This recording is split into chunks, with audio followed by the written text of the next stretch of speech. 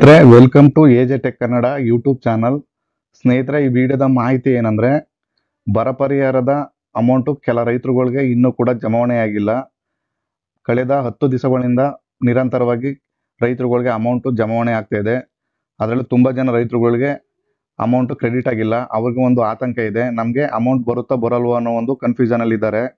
ಅದಕ್ಕಾಗಿ ಸರ್ಕಾರ ಇವಾಗ ಒಂದು ನೋಟಿಫಿಕೇಶನ್ನ ಕೊಟ್ಟಿದ್ದಾರೆ. ಆ ಜಿಲ್ಲಾವಾರು ಡಿ.ಸಿಗಳಿಗೆ ಸಹಾಯವಾಣಿನ ತೆರಲಿಕ್ಕೆ ಹೇಳಿದ್ದಾರೆ, ನಿರ್ದೇಶನ ಕೊಟ್ಟಿದ್ದಾರೆ. ಈಗ ನಾನು ಒಂದು ವಿಜಯಪುರದ ತೋರಿಸ್ತೀನಿ ನಿಮಗೆ. ಆ ವಿಜಯಪುರದ ಡಿ.ಸಿ ಅವರು ಹೊರಡಿಸಿರ್ತಕ್ಕಂಥ ಸುತ್ತೋಲೆಯಲ್ಲಿ ಯಾರ್ಯಾರು ಸಹಾಯವಾಣಿ ವ್ಯಾಪ್ತಿಗೆ ಬರ್ತಾರೆ ಮತ್ತು ಯಾವ್ಯಾವ ಅಧಿಕಾರಿಗಳನ್ನ ನೀವು ಸಂಪರ್ಕ ಮಾಡ್ಬೋದು ಅನ್ನೋದ್ರ ಬಗ್ಗೆ ಸಂಪೂರ್ಣ ಡೀಟೇಲ್ ಕೊಟ್ಟಿದ್ದಾರೆ. ಇಲ್ಲಿ ನೀವು ನೋಡ್ಬೋದು ಸ್ನೇಹಿತರೆ, ದಿನಾಂಕ 11/5/2024 ಬೆಳೆ ಪರಿಹಾರ ಪತ್ರಿಕಾ ಪ್ರಕಟಣೆ ಅಂದ್ಬಿಟ್ಟು ಒಂದು ಪ್ರಕಟಣೆಯನ್ನು ನೀವು ಹೊರಡಿಸಿದ್ದಾರೆ. ಇದೇ ರೀತಿ ಪ್ರತಿ ಜಿಲ್ಲೆಯಲ್ಲೂ ಕೂಡ ನೋಟಿಫಿಕೇಶನ್ನ ಹೊರಡಿಸಿದ್ದಾರೆ. ನೀವು ಸಂಬಂಧಪಟ್ಟ ಅಧಿಕಾರಿಗಳಿಗೆ, ಸಪೋಸ್ ಕೃಷಿ ಇಲಾಖೆ ಅಧಿಕಾರಿ ಆಗಿರ್ಬೋದು, ತಹಸೀಲ್ದಾರ್ ಆಗಿರ್ಬೋದು, BAಗಳಾಗಿರ್ಬೋದು, ಇಲ್ಲ ಹತ್ತಿರದ ರೈತ ಸಂಪರ್ಕ ಕೇಂದ್ರಗಳಿಗೆ ಕಾಂಟ್ಯಾಕ್ಟ್ ಮಾಡಿ ನಿಮ್ಮದು FID ಮತ್ತು ನಿಮ್ಮದು ದಾಖಲಾತಿಗಳೆಲ್ಲ ಸರಿ ಇದೆ ಅಂತ ಒಂದ್ಸರಿ ಪರಿಶೀಲನೆ ಮಾಡ್ಕೋಬೇಕಾಗತ್ತೆ. ಯಾಕಂದರೆ ನಿಮಗೆ ಅರ್ಜಿನ ಎಲ್ಲೂ ಕೂಡ ಸರ್ಕಾರದವರು ಬರ ಪರಿಹಾರಕ್ಕೆ ಎಲ್ಲೂ ಕೂಡ ತಗೊಂಡಿಲ್ಲ ಅರ್ಜಿನ.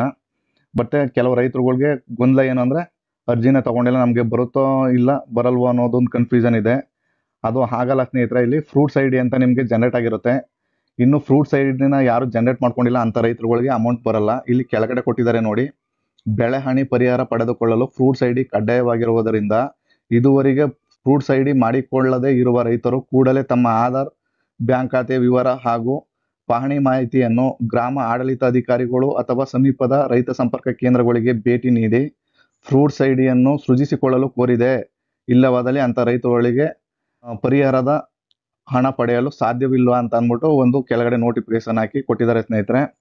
ಇದು FID ಮುಖಾಂತರ ಪೇಮೆಂಟ್ ಮಾಡ್ತಾ ಇರೋದ್ರಿಂದ ನಿಮ್ಮದು FIDಲಿ ಕ್ರಿಯೇಟ್ ಮಾಡ್ಕೊಂಡಿರಲೇಬೇಕಾಗತ್ತೆ 100%, ಇಲ್ಲಾಂದರೆ ನಿಮಗೆ ಅಮೌಂಟ್ ಬರಲ್ಲ. ತದನಂತರ ಸ್ನೇಹಿತರೆ, ನಿಮಗೆ ಆಧಾರು ಮತ್ತು ಪಹಣಿನ ಲಿಂಕ್ ಮಾಡ್ಕೋಬೇಕಾಗತ್ತೆ. ಇವಾಗ ಪ್ರತಿ ಗ್ರಾಮಗಳಿಗೆ ವಿಲೇಜ್ ಅಕೌಂಟ್ನ ಕಳಿಸ್ತಾ ಇದ್ದಾರೆ. ಹಾಗೆ ನಿಮ್ಮ ಹತ್ತಿರದ ನಿಯರೆಸ್ಟು ರೈತ ಸಂಪರ್ಕ ಕೇಂದ್ರಗಳಿಗೆ ನೀವೇ ಬೇಕಾದ್ರೂ ವಿಸಿಟ್ ಮಾಡಿ ನಿಮ್ಮ RTC ಹಾಗೂ ಪಹಣಿ ಲಿಂಕ್ ಆಗಿದೆಯಾ ಒಂದ್ಸರಿ ಖಾತ್ರಿಪಡಿಸ್ಕೊಳ್ಳಿ. ನಂತರ ಅಮೌಂಟು ಇವತ್ತಲ್ಲ ನಾಳೆ ಆದರೂ ಕೂಡ ನಿಮ್ಮ ಅಕೌಂಟ್ಗೆ ಬಂದೇ ಬರುತ್ತೆ ಸ್ನೇಹಿತರೆ. ಹಾಗೆ ನೀವು ಏನಾದರೂ ಸಹಾಯವಾಣಿದು ನಂಬರ್ ನಿಮ್ಮ ಹತ್ರ ಇಲ್ಲ ಅಂದರೆ ನೀವು ಇಲ್ಲಿ ನೋಡ್ಬೋದು, ರೈತರ ಮಿತ್ರ .karnataka.gov.in ಅಂತ ವೆಬ್ಸೈಟ್ ಓಪನ್ ಮಾಡಿಕೊಂಡು ಅಲ್ಲಿ ಸಂಪರ್ಕಿಸಿ ಅಂತ ಬರುತ್ತೆ. ಅಲ್ಲಿ ಜಿಲ್ಲಾ ಕಚೇರಿಗಳು ಅಂತ ಬರುತ್ತೆ. ಅದನ್ನು ಕ್ಲಿಕ್ ಮಾಡಿದ್ರೆ ಇಲ್ಲಿ ಕಾಣ್ತಾ ಇದೆಯಲ್ಲ, ಈ ಥರ ಲೀಸ್ಟ್ ಓಪನ್ ಆಗುತ್ತೆ ಸ್ನೇಹಿತರೆ. ಈ ಲೀಸ್ಟಲ್ಲಿ ಇಲ್ಲಿ ನೋಡ್ಬೋದು, ಸಹಾಯಕ ಕೃಷಿ ನಿರ್ದೇಶಕರ ಕಚೇರಿ ಅಂದ್ಬಿಟ್ಟು ನಿಮಗೆ ಹತ್ತಿರದ AEOಗಳ ನಂಬರ್ಗಳು ಹಾಗೆ ನಿಯರೆಸ್ಟ್ ತಹಸೀಲ್ದಾರ್ಗಳ ನಂಬರ್ಗಳು ತಾಲೂಕು ವೈಸು ನಿಮಗೆ ಸಿಗುತ್ತೆ. ನೀವು ಕರೆ ಮಾಡಿಬೇಕಾದ್ರೆ ನಿಮ್ಮ ಸಮಸ್ಯೆಗಳಿದ್ರೆ ಹೇಳ್ಕೋಬೋದು.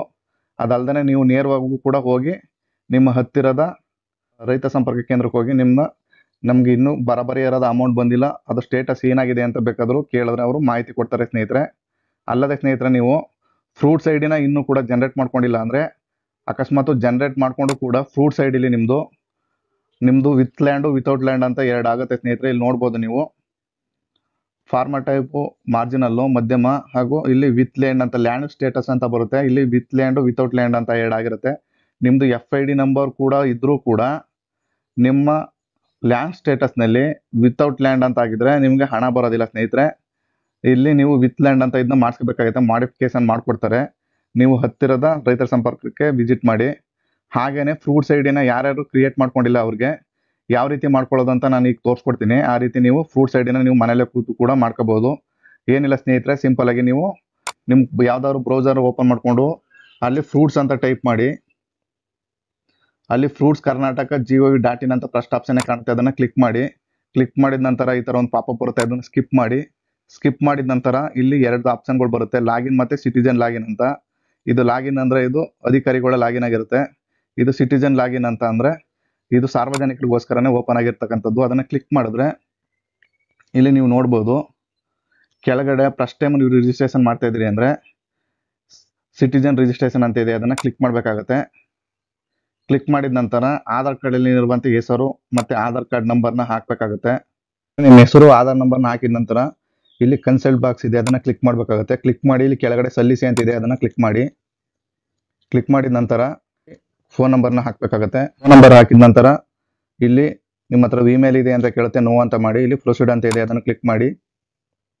ಕ್ಲಿಕ್ ಮಾಡಿದ ನಂತರ ಒನ್ ಟೈಮ್ ಪಾಸ್ವರ್ಡ್ ನಿಮ್ಮ ಮೊಬೈಲ್ಗೆ ಸೆಂಡ್ ಆಗುತ್ತೆ, ಅದನ್ನ ಇಲ್ಲಿ ಹಾಕಬೇಕಾಗುತ್ತೆ. ನಂತರ OTP ಹಾಕಿ ಸಬ್ಮಿಟ್ ಅಂತ ಕೊಡಬೇಕಾಗುತ್ತೆ. ಸಬ್ಮಿಟ್ ಅಂತ ಕೊಟ್ಟಿದ ನಂತರ ನೀವು ಒಂದು ಪಾಸ್ವರ್ಡ್ನ ಕ್ರಿಯೇಟ್ ಮಾಡ್ಕೋಬೇಕಾಗುತ್ತೆ. ಹಾಕಿದ ನಂತರ ಕ್ರಿಯೇಟ್ ಪಾಸ್ವರ್ಡ್ ಅಂತ ಕ್ಲಿಕ್ ಮಾಡಿ. ನೋಡಿ ಸಕ್ಸಸ್ಫುಲ್ ಆಗಿ ನಿಮ್ಮ ಅಕೌಂಟ್ ಕ್ರಿಯೇಟ್ ಆಗುತ್ತೆ. ಓಕೆ ಅಂತ ಮಾಡಿ.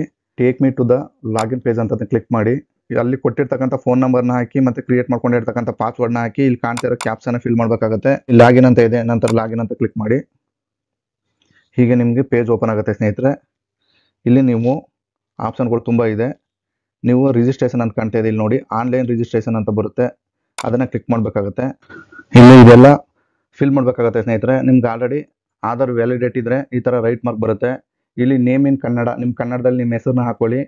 ನಿಮ್ಮ ಏಜು ಮತ್ತು ಡೇಟ್ ಆಫ್ ಬರ್ತ್ ಹಾಕಿದ್ರೆ ಆಟೋಮೆಟಿಕ್ಕಾಗಿ ಏಜ್ ತೊಗೊಳುತ್ತೆ. ನಂತರ ನಿಮ್ಮ ಜೆಂಡರ್ನ ಸೆಲೆಕ್ಟ್ ಮಾಡ್ಕೊಳ್ಳಿ. ನಂತರ ಐಡೆಂಟಿಫೈಯರ್ ನೇಮ್ ಅಂತ ಬರುತ್ತೆ, ಇಲ್ಲಿ ಅವ್ರ ಹಸ್ಬೆಂಡ್ ನೇಮ್ನ ಸೆಲೆಕ್ಟ್ ಮಾಡ್ಕೋಬೇಕಾಗುತ್ತೆ. ವೈಫ್ ಆಫ್ ಸೆಲೆಕ್ಟ್ ಮಾಡಿಕೊಂಡು ಇಲ್ಲಿ ಹಸ್ಬೆಂಡ್ ನೇಮ ಕನ್ನಡದಲ್ಲಿ ಮತ್ತು ಸೇಮ್ ಆ್ಯಸ್ ಇಟ್ ಈಸ್ ಇಂಗ್ಲೀಷಲ್ಲಿ ಎರಡನ್ನೂ ಹಾಕಬೇಕಾಗುತ್ತೆ. ನಂತರ ನಿಮ್ಮ ಫೋನ್ ನಂಬರ್ನ ಹಾಕಿ. ಇದು ಲ್ಯಾಂಡ್ಲೈನ್ದು ಅವಶ್ಯಕತೆ ಇರಲ್ಲ. ನಂತರ ಇಲ್ಲಿ ನಿಮ್ಮದು ಸ್ಕೋರ್ ರೇಟ್ ಬಂದು ಅದು 100 ಬರಬೇಕಾಗುತ್ತೆ. ಅಂದರೆ ನಿಮ್ಮ ಕನ್ನಡದಲ್ಲಿರೋ ಹೆಸರು ಇಂಗ್ಲೀಷಲ್ಲಿರೋ ಹೆಸರುಗಳು ಎರಡು ಕರೆಕ್ಟಾಗಿರಬೇಕಾಗುತ್ತೆ. ಸ್ಪೇಸು ಮತ್ತು ಕಂಟಿನ್ಯೂಸ್ ಆಗಿ ಇನ್ಸಿಲು ಎಲ್ಲ ಇದ್ದರೆ ಕರೆಕ್ಟಾಗಿ ಆ್ಯಸ್ ಇಟ್ ಈಸ್ ಹಾಕೊಳ್ಳಿ. ನಂತರ ಇಲ್ಲಿ ಕೆಳಗಡೆ ಬಂತು ಅಂದರೆ ನಿಮ್ಮದು ರೆಸಿಡೆನ್ಷಿಯಲ್ ಅಡ್ರೆಸ್ ಕೇಳುತ್ತೆ. ನಿಮ್ಮದು ಯಾವ ಜಿಲ್ಲೆ, ಯಾವ ತಾಲೂಕು ಮತ್ತು ಯಾವ ಹೋಬಳಿ ಇದೆಲ್ಲನೂ ಸೆಲೆಕ್ಟ್ ಮಾಡ್ಕೊಂಡ ನಂತರ ನಿಮ್ಮ ವಿಲೇಜನ್ನು ಎಲ್ಲನೂ ಫೀಡ್ ಮಾಡ್ಕೊಳ್ಳಿ. ಫಿಲ್ ಮಾಡ್ಕೊಂಡಿದ್ದ ನಂತರ ಇಲ್ಲಿ ಕೆಳಗಡೆ ಬರಬೇಕಾಗುತ್ತೆ ಯಾವ ಡಿಪಾರ್ಟ್ಮೆಂಟಲ್ಲಿ ನಿಮಗೆ ಅಪ್ರೂವಲ್ ಬೇಕಂತ. ಇಲ್ಲಿ ಇಷ್ಟು ಇಲಾಖೆಗಳು ಬರುತ್ತೆ. ನಿಮ್ಮದು ಅಗ್ರಿಕಲ್ಚರ್ ಸೆಲೆಕ್ಟ್ ಮಾಡ್ಕೊಳ್ಳಿ. ಅಷ್ಟು ಲಾಗಿನಲ್ಲೂ ಕೂಡ ನಿಮ್ಮದು ಅಪ್ರೂವಲ್ ಮಾಡ್ಬೋದು. ಹಾಗೆ ಇಲ್ಲಿ ಕೆಳಗಡೆ ಬರುತ್ತೆ, ಇದು ಇಂಪಾರ್ಟೆಂಟು ಸ್ನೇಹಿತರೆ, ಲ್ಯಾಂಡ್ ಸ್ಟೇಟಸ್ ಅಂತ ಬರುತ್ತೆ. ಇಲ್ಲಿ ವಿತ್ ಲ್ಯಾಂಡು ವಿತೌಟ್ ಲ್ಯಾಂಡ್ ಅಂತ ಬರುತ್ತೆ. ನೀವು ವಿತ್ ಲ್ಯಾಂಡ್ ಅಂತ ಸೆಲೆಕ್ಟ್ ಮಾಡ್ಕೋಬೇಕಾಗುತ್ತೆ. FIDನ ವಿತೌಟ್ ಲ್ಯಾಂಡು ಕೂಡ FIDನ ಕ್ರಿಯೇಟ್ ಮಾಡ್ಕೋಬೋದು. ಹಾಗೆ ನೀವು ಕೆಳಗಡೆ ಬಂತು ಅಂದರೆ ಕ್ಯಾಸ್ಟ್ನ ಸೆಲೆಕ್ಟ್ ಕೇಳ್ತದೆ. ನಿಮ್ದು ಯಾವ ಕ್ಯಾಸ್ಟ್ ಇದೆ ಆ ಕ್ಯಾಸ್ಟ್ನ ಸೆಲೆಕ್ಟ್ ಮಾಡ್ಕೊಳ್ಳಿ. ಹಾಗೆ ನಿಮ್ಮದು ಫಾರ್ಮರ್ ಟೈಪ್ ಬರುತ್ತೆ. ನಿಮ್ಮದು 2.5 ಎಕರೆ ಒಳಗಿತ್ತು ಅಂದರೆ ನೀವು ಸ್ಮಾಲ್ ಫಾರ್ಮರ್ಗೆ ಬರ್ತೀರಾ. ನಿಮ್ಮದು 5 ಎಕರೆಯಿಂದ ಒಳಗಿತ್ತು ಅಂದರೆ ಮಾರ್ಜಿನ್ ಫಾರ್ಮರ್ಗೆ ಬರ್ತೀರಾ. ಮತ್ತು 5 ಎಕರೆ ಮೇಲಿತ್ತು ಅಂದರೆ ಬಿಗ್ ಫಾರ್ಮರ್ಗೆ ಬರ್ತೀರಾ. ನಿಮ್ದು ಎಷ್ಟು ಎಕರೆ ಇದೆ ಅದನ್ನು ನೋಡಿಕೊಂಡು ನೀವು ಅದನ್ನು ಆಪ್ಷನ್ನ ಸೆಲೆಕ್ಟ್ ಮಾಡ್ಕೊಳ್ಳಿ. ನಂತರ ನೀವು ಸ್ಪೆಷಲಿ ಎಬಲ್ಡ್ ಅಂದರೆ ನೀವು ಏನಾದರೂ ವಿಕಲಚೇತನರ ಅಂತ ಕೇಳುತ್ತೆ. ಎಸ್ ಇದ್ರೆ ಎಸ್, ನೋ ಇದ್ರೆ ನೋ ಹಾಕೊಳ್ಳಿ. ನೀವು ಮೈನಾರಿಟಿನ ಅಂತ ಕೇಳುತ್ತೆ. ಎಸ್ ಇದ್ರೆ ಎಸ್ ಹಾಕೊಳ್ಳಿ, ನೋ ಇದ್ರೆ ನೋ ಹಾಕೊಳ್ಳಿ. ತದನಂತರ ಕೆಳಗಡೆ ಬಂದರೆ ಐಡೆಂಟಿಫಿಕೇಷನ್ ಡೀಟೇಲ್ಸ್ ಕೇಳುತ್ತೆ. ಇಲ್ಲಿ ಎಫಿಕ್ ಡೀಟೇಲ್ಸ್ ಅಂತ ಕೇಳುತ್ತೆ. ಇಲ್ಲಿ ನಿಮ್ಮ ಎಫಿಕ್ ಡೀಟೇಲ್ಸ್ ಅಂದರೆ ನಿಮ್ಮದು ವೋಟರ್ ID ನಂಬರ್ನ ಹಾಕಬೇಕಾಗುತ್ತೆ. ತದನಂತರ ಈ ಕಡೆ ರೇಷನ್ ಕಾರ್ಡ್ ಡೀಟೇಲ್ಸ್ ಕೇಳುತ್ತೆ. ಎಸ್ ಇದ್ದರೆ ಎಸ್ ಅಂತ ಹಾಕೊಳ್ಳಿ. ಎಸ್ ಅಂತ ಹಾಕೊಂಡ್ರೆ ನೀವು ರೇಷನ್ ಕಾರ್ಡ್ ನಂಬರ್ನ ಹಾಕಬೇಕಾಗತ್ತೆ. ಈಗ ಸ್ವಲ್ಪ ತೋರಿಸ್ತೀನಿ ಒಂದು. ಈ ಥರ ಸೆಲೆಕ್ಟ್ ಮಾಡ್ಕೊಂಡಿದ ನಂತರ ಇಲ್ಲಿ ರೇಷನ್ ಕಾರ್ಡ್ ಡೀಟೇಲ್ಸ್ ಕೇಳುತ್ತೆ. ನಿಮ್ಮ ಡಿಸ್ಟಿಕ್ಕು, ನಿಮ್ಮ ತಾಲೂಕು ಮತ್ತು ನಿಮ್ಮ ರೇಷನ್ ಕಾರ್ಡ್ ನಂಬರು, ರೇಷನ್ ಕಾರ್ಡಲ್ಲಿ ಯಾರ ಹೆಸರಿದೆ ಅದನ್ನು ಸೆಲೆಕ್ಟ್ ಮಾಡ್ಕೋಬೇಕಾಗತ್ತೆ. ನಂತರ ನೀವು ಇಲ್ಲಿ ಬೇಕಿದ್ರೆ ಫೋಟೋ ಬೇಕಾದ್ರೆ ಅಪ್ಲೋಡ್ ಮಾಡ್ಬೋದು. ಇದು ನೆಸೆಸರಿ ಇಲ್ಲ, ಬಟ್ಟು ಬಿಟ್ಬಿಡಿ ಅದು ಹಾಗೆ. ಓನರ್ ಲ್ಯಾಂಡ್ ಡೀಟೇಲ್ಸ್ ಅಂದರೆ ನಿಮ್ಮದು ಆ ಲ್ಯಾಂಡಲ್ಲಿ ಇರ್ತಕ್ಕಂಥ ಓನರ್ ಡೀಟೇಲ್ಸ್ನ ಇಲ್ಲಿ ಹಾಕಬೇಕಾಗುತ್ತೆ. ಈಗ ಸಪೋಸ್ ಯಾರ ಹೆಸರಲ್ಲಿ ಲಾಗಿನ್ ಮಾಡಿದ್ದೀವಿ ಅವ್ರ ಹೆಸರನ್ನ ನೀವು ಸೆಲೆಕ್ಟ್ ಮಾಡ್ಕೋಬೇಕಾಗತ್ತೆ. ಇಲ್ಲಿ ನಿಮ್ಮ ಜಿಲ್ಲೆ, ಹಾಗೆ ನಿಮ್ಮ ತಾಲೂಕು, ಹಾಗೆ ನಿಮ್ಮ ಹೋಬಳಿ, ಹಾಗೆ ನಿಮ್ಮ ಗ್ರಾಮ, ನಿಮ್ಮ ಸರ್ವೆ ನಂಬರು, ನಂತರ ನಿಮ್ಮದು ಇಲ್ಲಿ ಕೋಡ್ ಬರುತ್ತೆ, ಹಿಸ್ಸೆ ನಂಬರ್ ಬರುತ್ತೆ. ಹಿಸ್ಸೆ ನಂಬರ್ನ ಸೆಲೆಕ್ಟ್ ಮಾಡ್ಕೋಬೇಕಾಗತ್ತೆ. ನಂತರ ಹಿಸ್ಸೆ ನಂಬರ್ನ ಸೆಲೆಕ್ಟ್ ಮಾಡ್ಕೊಂಡ್ರೆ ಆಟೋಮೆಟಿಕ್ಕಾಗಿ ಫೆಚ್ ಆಗುತ್ತೆ ಡಾಟಾ. ಹಾಗೆಯೇ ಈಗಲೇ ಸಪೋಸ್ ತೋರಿಸ್ತೀನಿ ನಿಮಗೊಂದು. ನೋಡಿ ಈ ಥರ ಆಟೋಮೆಟಿಕ್ಕಾಗಿ ಈ ಥರ ಫೆಚ್ ಆಗುತ್ತೆ. ಇಲ್ಲಿ ಸರ್ವೆ ನಂಬರ್ ಸಮೇತವಾಗಿ ಈ ಥರ ಫೆಚ್ ಆಗಿದ ನಂತರ ಕೆಳಗಡೆ ಬಂತು ಅಂದರೆ ಇಲ್ಲಿ ನಿಮ್ಮ ಅಕೌಂಟ್ ಡೀಟೇಲ್ಸ್ನ ಹಾಕಬೇಕಾಗುತ್ತೆ. ನಿಮ್ಮದು ಫಸ್ಟು ಖಾತಾ ಸಂಖ್ಯೆ, ಸೆಲೆಕ್ಟ್ ದ ಬ್ಯಾಂಕು, ಯಾವ ಬ್ಯಾಂಕು ಅಲ್ಲಿ ಸೆಲೆಕ್ಟ್ ಮಾಡ್ಕೊಳ್ಳಿ. SBIನ ಇಲ್ಲ ಕೆನರಾ ಬ್ಯಾಂಕಾ ಇಲ್ಲ ಎನಿ ಬ್ಯಾಂಕ್ಸು ಸೆಲೆಕ್ಟ್ ಮಾಡ್ಕೊಂಡು ಇಲ್ಲಿ ಡಿಸ್ಟ್ರಿಕ್ಟ್ನ ಸೆಲೆಕ್ಟ್ ಮಾಡ್ಕೊಳ್ಳಿ. ನಂತರ ಇಲ್ಲಿ ಬ್ರಾಂಚ್ನ ಸೆಲೆಕ್ಟ್ ಮಾಡ್ಕೋಬೇಕಾಗತ್ತೆ. ನಂತರ IFSC ಕೋಡ್ನ ಹಾಕಬೇಕಾಗತ್ತೆ. ತದನಂತರ ಸೆಲೆಕ್ಟ್ ದ ಪ್ರೂಫ್ ಕೇಳುತ್ತೆ. ನೀವು ಈ ಕೊಟ್ಟಿರ್ತಕ್ಕಂಥ ರೆಕಾರ್ಡಲ್ಲಿ ಯಾವ್ದಾದ್ರು ಒಂದು ರೆಕಾರ್ಡ್ನ ಹಾಕಬೇಕಾಗತ್ತೆ. ಈಗ ಸಪೋಸ್ ನಾವು ವೋಟರ್ IDನ ಹಾಕ್ಬೋದು, ಇಲ್ಲ ಬ್ಯಾಂಕ್ ಪಾಸ್ಬುಕ್ನ ಬೇಕಾದ್ರೂ ಹಾಕ್ಬೋದು. ಹಾಕಿದ ನಂತರ ಇಲ್ಲಿ ಕೆಳಗಡೆ ಸೇವ್ ಡ್ರಾಫ್ಟ್ ಅಂತ ಬರುತ್ತೆ. ಸೇವ್ ಡ್ರಾಫ್ಟ್ ಮಾಡಿದ ನಂತರ ಎಲ್ಲ ಕರೆಕ್ಟಾಗಿದೆ ಅನ್ಸರಿ ನೋಡಿಕೊಂಡು ಸೇವ್ ಟು ಫಾರ್ವರ್ಡ್ ಅಂತ ಮಾಡಿದ್ರೆ ಈಗ ಸಂಬಂಧಪಟ್ಟ ಇಲಾಖೆ ಇರುತ್ತಲ್ಲ, ನಾವು ಇಲ್ಲಿ ಸೆಲೆಕ್ಟ್ ಮಾಡ್ಕೊಂಡಿರ್ತೀವಲ್ಲ ಅಗ್ರಿಕಲ್ಚರಲ್ ಇಲಾಖೆ, ಅಲ್ಲಿಗೆ ಹೋಗುತ್ತೆ. ಅವರು 24 hour ಒಳಗೆ ನಿಮಗೆ ಅಪ್ರೂವಲ್ ಮಾಡಿಕೊಡ್ತಾರೆ. ಆವಾಗ ನಿಮಗೆ ಈ ಥರ FID ಕ್ರಿಯೇಟ್ ಆಗುತ್ತೆ.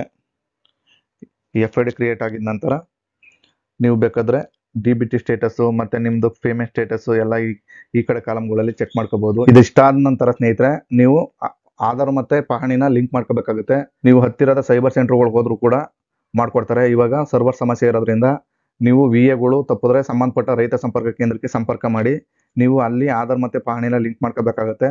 ತದನಂತರ ಸ್ನೇಹಿತರೆ ನೀವು ಬ್ಯಾಂಕ್ಗೆ ಹೋಗಿ NPCI ಮ್ಯಾಪಿಂಗ್ ಆಗಿದೆ ಅಂತ ಕೇಳ್ಕೋಬೇಕಾಗತ್ತೆ. ಯಾಕಂದರೆ ಆಧಾರ್ ಥ್ರೂ ಟು ಅಮೌಂಟ್ ಹಾಕೋದ್ರಿಂದ ನಿಮ್ಮ ಅಕೌಂಟು ಆಧಾರು ಲಿಂಕ್ ಆಗಿದೆಯಾ ಒಂದ್ಸರಿ ಚೆಕ್ ಮಾಡ್ಕೊಳ್ಳಿ. NPCI ಮ್ಯಾಪಿಂಗ್ ಆಗಿದ ನಂತರ ಇಂದಲ್ಲ ನಾಳೆ ಆದರೂ ಕೂಡ ನಿಮ್ಮ ಅಮೌಂಟು ನಿಮ್ಮ ಖಾತೆಗೆ ಜಮಾವಣೆ ಆಗುತ್ತೆ ಸ್ನೇಹಿತರೆ. ಇದಿಷ್ಟು ಸ್ನೇಹಿತರೆ ಮಾಹಿತಿ. ಈ ಮಾಹಿತಿ ನಿಮ್ಗೆ ಇಷ್ಟ ಆಗಿದೆ ದಯವಿಟ್ಟು ನಮ್ಮ ಚಾನಲ್ನ ಸಬ್ಸ್ಕ್ರೈಬ್ ಮಾಡ್ಕೊಳ್ಳಿ. ಇದೇ ತರಹದ ಇನ್ಫಾರ್ಮೇಟಿವ್ ವಿಡಿಯೋಗಳನ್ನ ಮಾಡ್ತಾ ಇರ್ತೀನಿ. ಇಲ್ಲಿ ತನಕ ವಿಡಿಯೋ ನೋಡಿದ್ದಕ್ಕೆ ಎಲ್ಲರಿಗೂ ಧನ್ಯವಾದಗಳು. ನಮಸ್ಕಾರ ಸ್ನೇಹಿತರೆ.